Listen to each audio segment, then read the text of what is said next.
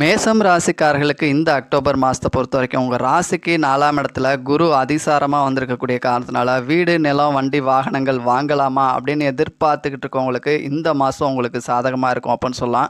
அது மட்டும் இல்லை, உங்கள் ராசிக்கு தனஸ்தான அதிபதினு சொல்லக்கூடிய சுக்கிரனும் பாக்கியஸ்தான அதிபதினு சொல்லக்கூடிய சூரியனும் உங்கள் ராசிக்கு 6ஆம் இடத்துல இருக்கக்கூடிய காரணத்தினால அதற்கு தேவையான கடன் வசதிகளும் நிச்சயமாக உங்களுக்கு கிடைக்கும். உங்கள் ராசிக்கு அதிபதி செவ்வாய் புதனோட சேர்ந்து உங்கள் ராசிக்கு 7ஆம் இடத்துல இருக்கக்கூடிய காரணத்தினால உங்களுக்கும் உங்கள் லைஃப் பார்ட்னருக்கும் அண்டர்ஸ்டாண்டிங் அப்படின்றது ரொம்பவே சிறப்பாக இருக்கும்.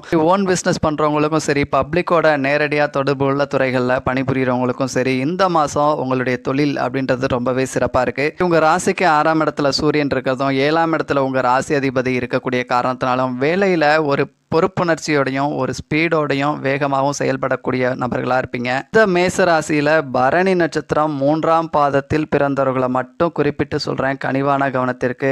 கடன் சார்ந்த பிரச்சனை இல்லை மனம் சார்ந்த பிரச்சனை, ஏதோ ஒரு இனம் பிரியாத ஒரு சிக்கல்களை சந்திக்கிறதுக்கான வாய்ப்புகள் இருக்குது.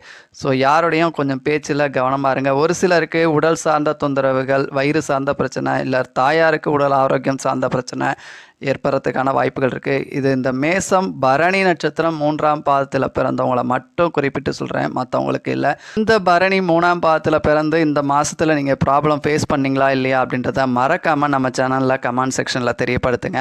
ஸோ மேலும் விவரங்களுக்கு ஆஸ்ட்ரோ ஆதிரன் சேனலை சப்ஸ்கிரைப் பண்ணுங்கள், லைக் பண்ணுங்கள் நண்பர்களே.